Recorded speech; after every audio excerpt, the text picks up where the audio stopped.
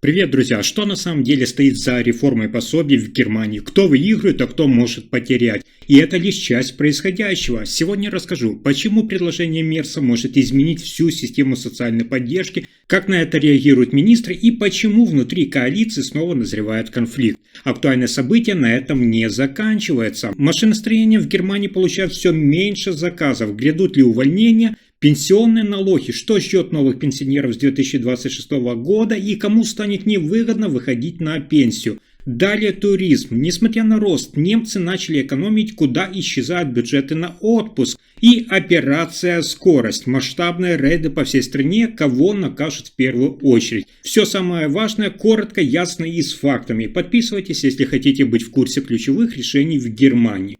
Итак, начну с главного. Что предлагает Мерц и почему это может стать поворотной точкой?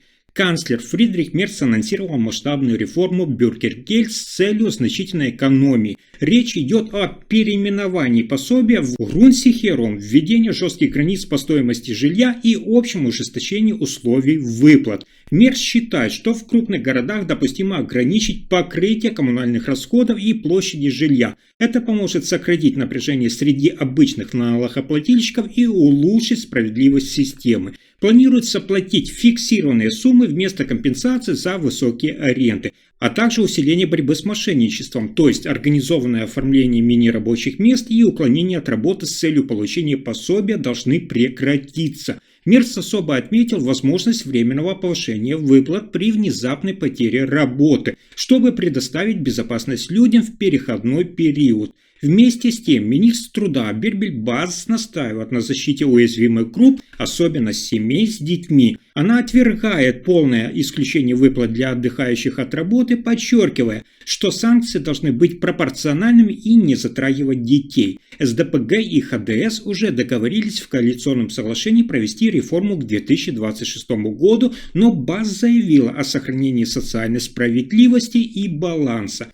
Однако в партии Мерца ожидают жесткие споры. СДПГ предусмотрели о необходимости положений, которые требуют срочных и гибких инициатив и позволят сохранять свою позицию и блокировать слишком жесткие меры. Таким образом, реформирование системы может стать ареной противостояния между экономией и социальной защитой, где компромиссной позицией станет плавный переход к новой структуре поддержки.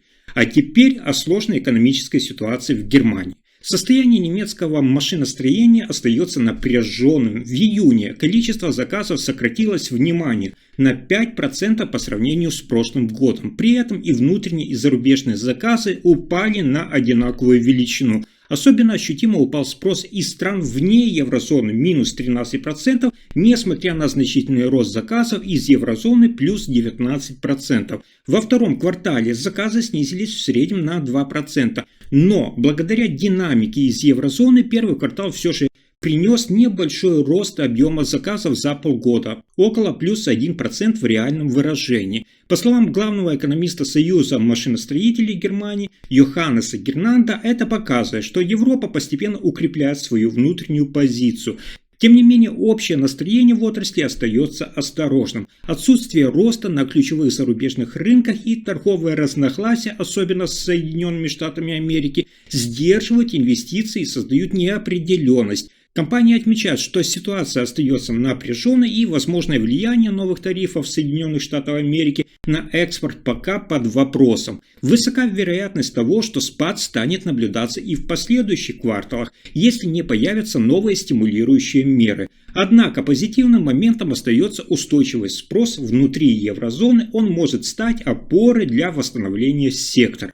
И это еще не все. В Германии продолжается постепенная трансформация системы налогообложения именно пенсионных выплат. Новые пенсионеры, входящие в программу с 2025 года, обязаны будут платить налог примерно с 83,5% своей суммы до вычета, что отражает концепцию поэтапного роста налогового бремени, стартовавшую, напомню, с 50% в 2005 году, с последующим увеличением до 100% примерно к 2058 году. Однако среди экономистов и юристов продолжаются обсуждения. Эксперты указывают на риск повторного налогообложения, если не учитывать социальные взносы к пенсионному фонду. Новая система может нарушать запрет на двойное налогообложение, предписанный Конституцией.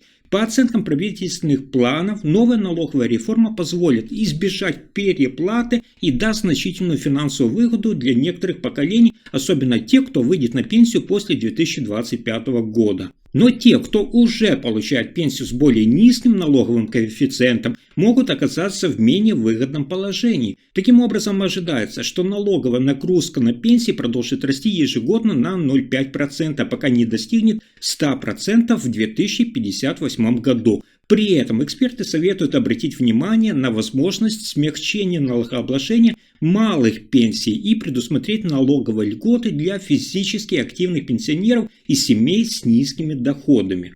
А следующая новость о туризме в Германии. Согласно последним данным, у немцев в 2024 году зафиксирован устойчивый рост туризма. За год они совершили порядка 240 миллионов поездок, что на 11% больше, чем в 2023 году, и на 9% больше, чем до пандемии. Из них 114 миллионов были заграничными, демонстрирующие 12% рост, а 163 миллиона в пределах страны, рост на 10% по сравнению с предыдущим годом. Самое популярное средство передвижения – это личный автомобиль. Он используется для 58% путешествий с ночевкой, в то время как поездами путешествуют около 19%, а самолетами 17%. Среди зарубежных направлений лидируют, внимание, Италия 14%, Австрия 13%, Испания 10%, Франция 8% и Нидерланды 7%. Они сохраняют позиции уже в течение многих лет.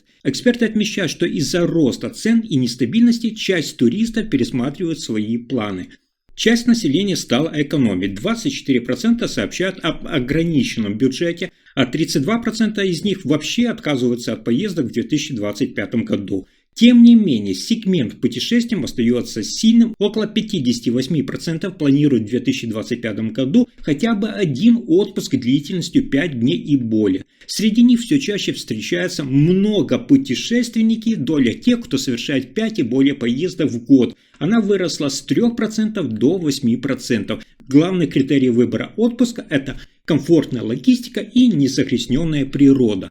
И еще дополнительная новость о системе социальной помощи в Германии. Суммы выплат по Бюргергельд продолжают расти. В 2024 году, напомню, они составили около 46,9 миллиарда евро, что примерно, внимание, на 4 миллиарда евро больше, чем годом ранее. В ответ на это представители ХДС, ХСС и Социал-демократической партии Германии выступают за пересмотр политики в отношении тех, кто не участвует в трудовой деятельности. Председатель фракции СДПГ Дирк Визе подчеркнул, те, кто нарушает правила получения выплат, должны нести четкие последствия. По его словам, особое внимание следует уделить ситуациям, подрывающим доверие к системе поддержки. Сторону ХДС в этом вопросе представляет депутат Тильман Кубан, который заявляет, официальная помощь должна быть доступна только тем, кто действительно нуждается, а не тем, кто сознательно избегает трудоустройства. Он настаивает, что принцип социальной справедливости требует разделения ответственных и неспособных к труду. Я вам уже в прошлом видео рассказывал, что ранее Карстен Линнеман,